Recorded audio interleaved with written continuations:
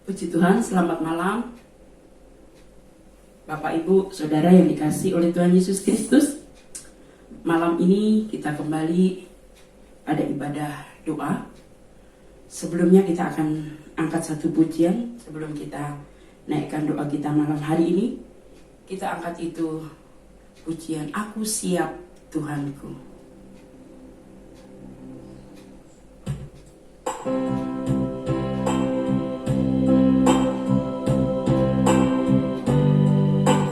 Aku siap Tuhanku, segenap diriku serahkan, ku siap. Aku siap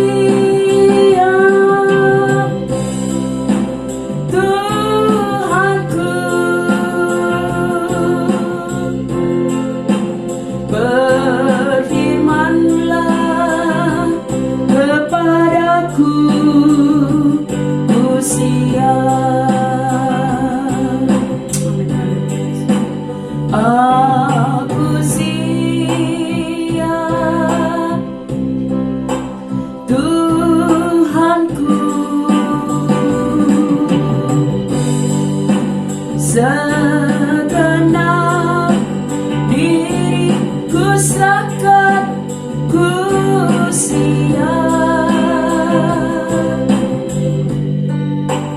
Aku siap Tuhanku,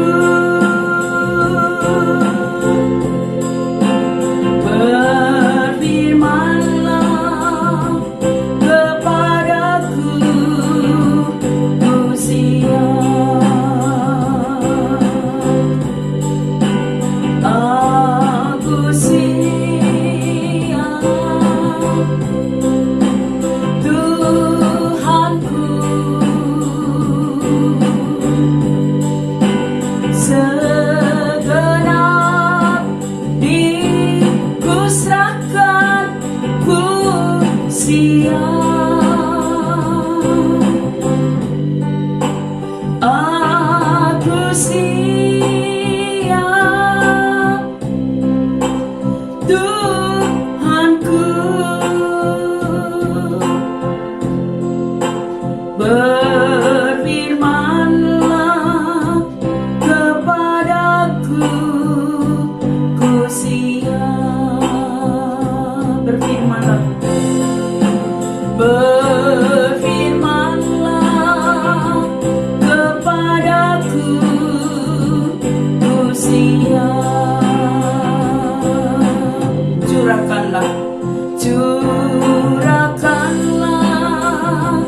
Roh Kudus-Mu, ku siap. Terima kasih Tuhan. Malam ini kembali kami akan mendengarkan sebagian daripada firman-Mu. Urapi kami supaya kami boleh membuka hati kami untuk firman-Mu malam ini. Dalam nama Yesus kami sambut firman Tuhan. Amin. Puji Tuhan, malam ini saya akan berikan judul firman Tuhan adalah Yesus Terang Dunia.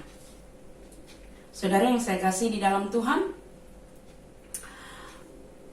kalau beberapa waktu lalu ada hujan ya, sehingga karena hujan itu pagi-pagi di depan itu banyak sekali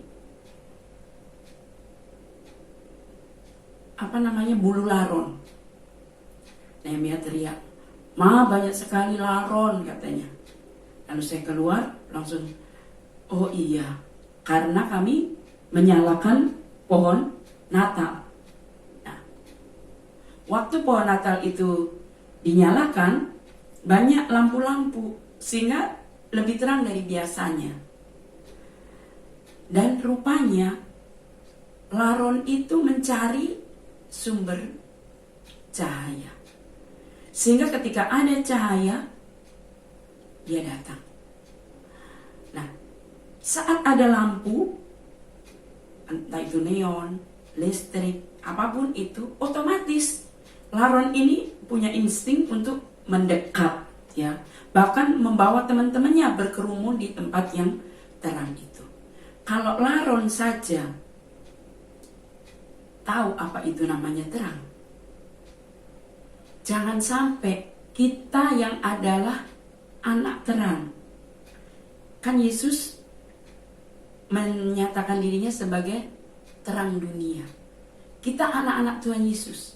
Berarti kita ini anak terang. Nah, kalau anak terang tidak menyukai terang, tapi lebih menyukai gelap, maka kita tidak bisa disebut sebagai anak terang. Karena di dalam Yohanes pasal 8 ayat 12 di sana dikatakan, maka Yesus berkata pula kepada orang banyak, katanya, akulah terang dunia. Barang siapa mengikut aku, ia tidak akan berjalan dalam kegelapan, melainkan ia akan mempunyai terang hidup. Yesus adalah terang dunia. Barang siapa yang akulah terang dunia, barang siapa mengikut aku, ia tidak akan berjalan dalam kegelapan, melainkan ia akan mempunyai terang hidup. Judul perikop itu adalah Yesus terang dunia, kan? Bukankah di suasana Natal seperti ini seringkali anak-anak menyanyi berkeliling pohon Natal? Mereka katakan, Yesus terang dunia, dia bercahaya. Yesus terang dunia, dia bercahaya. Yesus terang dunia, dia bercahaya, bercahaya dalam dunia yang gelap. Nah, seharusnya sebagai anak terang, kita ini pun bisa bercahaya di tengah dunia yang gelap ini. Apa bukti anak terang? Kalau ada anak terang itu disebut anak Allah, berarti ada anak iblis. Kalau kita baca di dalam 1 Yohanes 3 ayat 10, demikian firman Tuhan. Inilah tandanya anak-anak Allah dan anak-anak iblis. Setiap orang yang tidak berbuat kebenaran tidak berasal dari Allah. Demikian juga barang siapa yang tidak mengasihi saudaranya. Di sini kita lihat apa ciri anak iblis. Ciri anak iblis adalah tidak berbuat kebenaran. Dia tahu firman tapi tidak melakukannya. Nah, selama ini kita menyebut diri anak Tuhan. Apakah kita sudah hidup di dalam terang? Kita menyukai kebenaran? Kita mau melakukan firman Tuhan? Atau sekedar tahu tapi tidak melakukan? Dan yang kedua dikatakan bahwa ciri anak iblis itu selain tidak berbuat kebenaran, tidak melakukan firman, dia juga tidak mengasihi saudaranya. Jadi ciri anak iblis tidak mengasihi saudaranya. Indikasi anak iblis lebih luas lagi ada di dalam Yakobus 3 ayat 16. Sebab di mana ada iri hati dan mementingkan diri sendiri, di situ ada kehancuran dan segala macam perbuatan jahat. Nah, jelas di situ dikatakan di mana ada iri hati. Jadi anak iblis, orang yang suka iri hati, ngelihat orang diberkati iri, lihat orang makan enak iri, lihat orang bahagia iri, dia anak iblis. Jadi hati-hati saudara, yang menilai hati kita sendiri. Saat saudara melihat orang lain bahagia, saudara iri gak? Saat saudara melihat orang lain diberkati, saudara iri gak? Di dunia ini banyak kali. Kalau kemarin saya baca satu komen, nangis gambarnya. Sedih ya, kok orang gak senang lihat saya bahagia. Itu. Saudara, memang itu bukti ciri anak iblis itu suka iri. Seharusnya kalau kita melihat orang lain senang, orang lain diberkati, orang lain bisa makan, itu kita bersyukur. Nah, itu ciri. Kalau saudara melihat orang bahagia, saudara bersyukur. Ya, diberkati Tuhan, bersyukur. itu berarti saudara anak terang. Lalu dikatakan tidak mementingkan diri sendiri. Kalau anak iblis itu dia mementingkan diri sendiri. Ya, yang penting saya, gak mau tahu dengan orang lain. Sifat manusia akhir zaman, egois. Itu ciri anak iblis. Tidak melakukan firman, tidak tahu kebenaran, ya, tidak mengasihi saudaranya. Ciri-cirinya iri, ya. Lihat entah itu musuh, entah itu teman, entah itu saudara, bahagia dia gak suka. Nah, tapi beda dengan anak Allah. Matius 5 ayat 9, berbahagialah orang-orang yang membawa damai, karena mereka akan disebut anak Allah. Berbahagialah orang yang membawa damai, karena mereka akan disebut anak Allah. Jadi ciri anak Allah apa? Membawa damai. Jadi kalau saudara bahagia melihat orang diberkati, saudara tidak mudah iri hati, ya. Bahkan ada lebih jelas lagi di dalam Yakobus 3 ayatnya yang ke-17. Tetapi hikmat yang di atas adalah murni. Selanjutnya pendamai, peramah, penurut, penuh belas kasihan dan buah-buah yang baik, tidak memihak dan tidak munafik. Nah, saudara, jadi ciri anak Allah itu membawa damai. Dan yang kedua, memiliki hikmat Allah. Seringkali kita salah menjabarkan hikmat ini.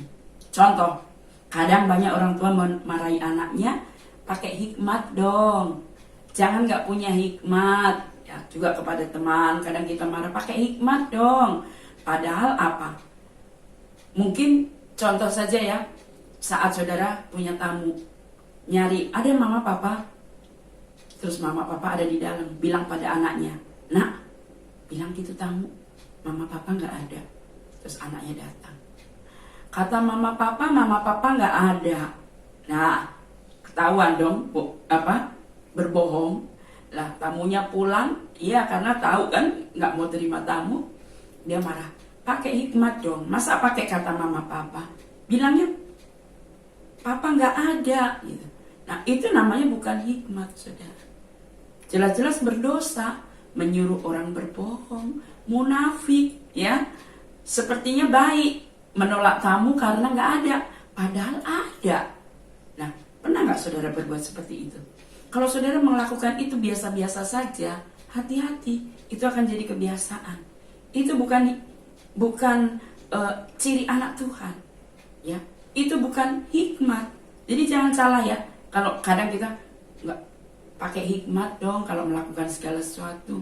Nah, saudara, hikmat yang dari Allah tidak seperti itu. Dikatakan dengan jelas, hikmat yang dari Tuhan itu apa? Membawa damai, nggak ada kebohongan, yang ada sukacita, membawa terang Tuhan, menyaksikan kebenaran Tuhan, bukan bohong itu kan berbuat dalam kegelapan. Nah, ciri hikmat yang dari Tuhan apa? Peramah, bukan pemarah. Nah, jadi kalau orang masih suka marah-marah, ya, apalagi tanpa alasan, dikit-dikit marah, dia bukan anak terang, pasti dia anak iblis. Kemudian orang yang punya hikmat Tuhan itu pasti penuh belas kasihan. Udah tahu ya, kita semua penuh belas kasihan, tidak tegaan, ya, ada kasih, tidak egois, punya buah roh. Kita semua tahu buah roh kasih, sukacita, dan sejahtera. Dan hikmat yang dari Tuhan itu tidak memihak. Ada kalanya kan kita tahu salah, tapi mentang-mentang saudara, kerabat kita memihak. Nah, itu bukan terang dari Tuhan. Tapi orang yang hidup dalam terang Tuhan, memiliki hikmat Allah, dia tidak memihak, saudara. Salah, katakan salah. Atau punya anak, saudara yang lebih kita sayangi, kita pihak, kita bela. Padahal belum tentu benar. Nah, itu tidak baik. Dan yang pasti hikmat yang dari Allah dikatakan dalam Yakobus 3 ini ayat 17, tidak munafik. Apa itu munafik? Munafik itu adalah contohnya di dalam Matius 23 ayat 27, saya baca cepat ya.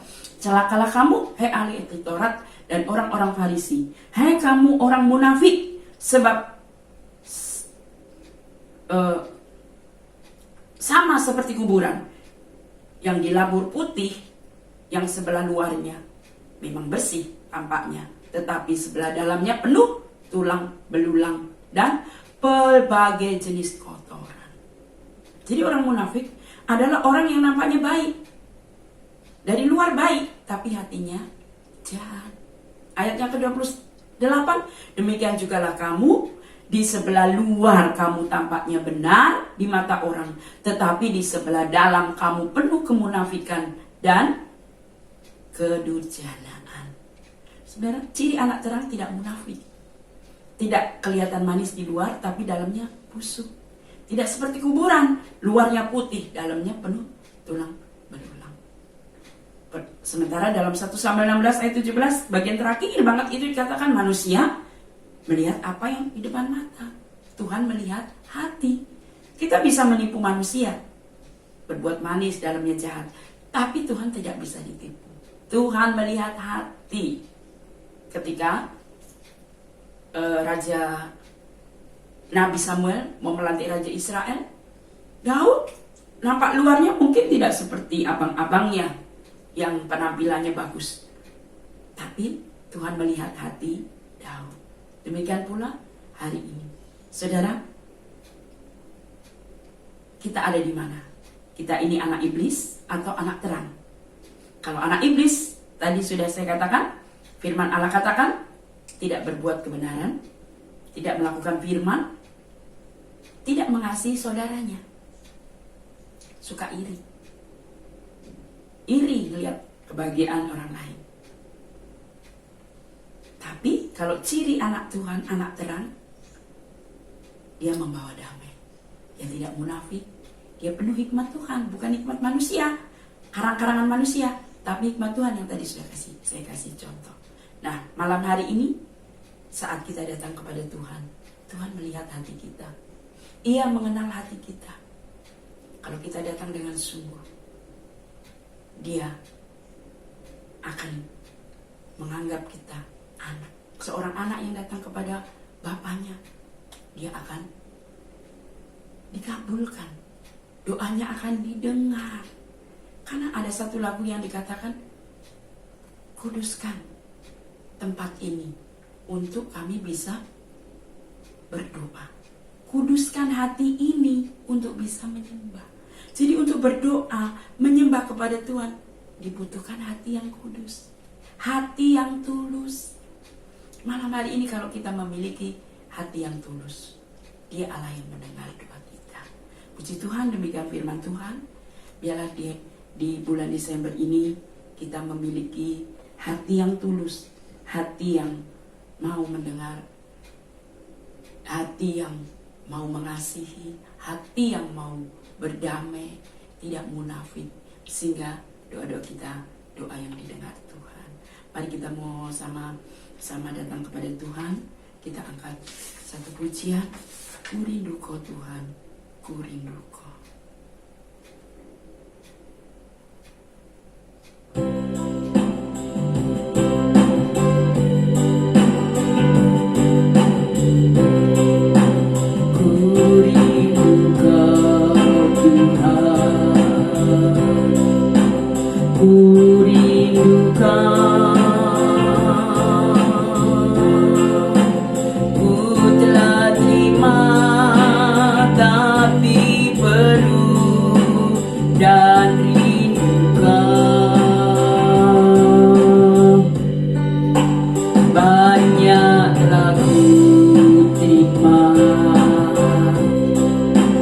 Namun ku rindu tetap rindu, rasa kosong ku berdoa, ku rindu Kau, ku rindu Kau Tuhan.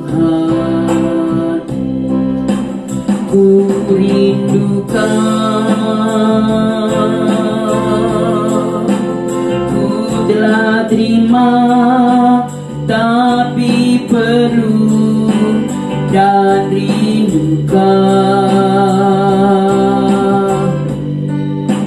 Banyak telah ku terima, namun ku rindu, tetap rindu. Rasa kosong, ku berdoa, ku rindukan. Sekali lagi kita naikkan pujian ini, kita berdoa. Ku rindu Kau Tuhan, ku rindu Kau. Ku telah terima, tapi perlu dan rindukan. Banyak telah ku terima, namun ku rindu, tetap rindu. Rasa kosong, ku berdoa, ku rindukan.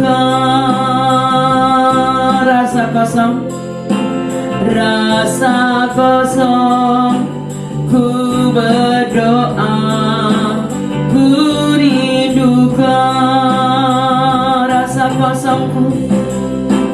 Rasa kosong, ku berdoa, ku rindukan. Terima kasih Tuhan, kami sudah dengar firman-Mu malam ini.